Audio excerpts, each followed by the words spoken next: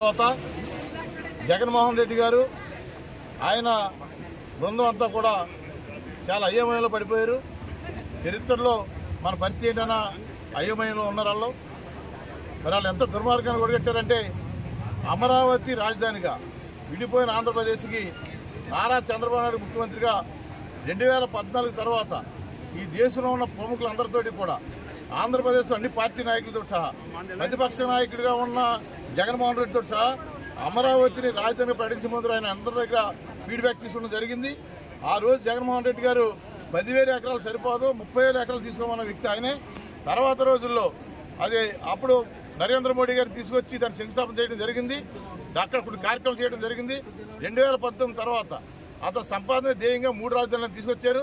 ప్రజలు తిరస్కరించారు, ఇంటికి పంపించారు.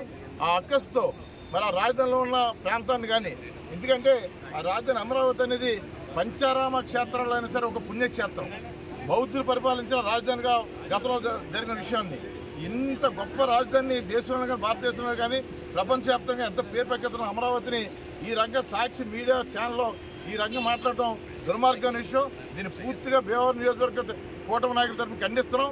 రాబోయే రోజుల్లో కూడా ఈ సాక్షి మీడియాని, సాక్షి యజమానిని కూడా బహిరంగంగా బహిష్కరించాలని చెప్పేసి నారా చంద్రబాబు నాయుడు గారు, నారా లోకేష్ బాబు గారు, పవన్ కళ్యాణ్ గారు, నరేంద్ర మోడీ గారు నాయకత్వం పనిచేస్తున్న మనందరం కూడా ఇలాంటి దుర్మార్గాలు మరొకసారి రాకుండా, ఎందుకంటే నరేంద్ర మోడీ గారిని మొన్నే పునర్నిర్మాణం కోసం ఆయన తీసుకొచ్చి శంకుస్థాపన చేయడం జరిగింది.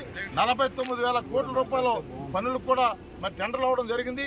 ఇటువంటి రాజధానిని ఇంత దుర్మార్గంగా మహిళలను కించపరిచే విధంగా, రాజధాని ప్రాంతాన్ని కించపరిచే విధంగా, హిందూ సమాజాన్ని కించపరిచే విధంగా చేసిన సాక్షి మీడియాని, సాక్షి ఛానల్ని, దాన్ని నడుపుతున్న జగన్మోహన్ రెడ్డి గారిని, బాతిరెడ్డి గారితో సహా అందరి మీద చర్య తీసుకోవాలని చెప్పి మన ఎన్డీఏ ప్రభుత్వం డిమాండ్ చేస్తూ రాబోయే రోజుల్లో ఆ పేపర్ అనేది ప్రజల్లో కనపడకూడదని సందర్భం తెలియజేస్తుంది.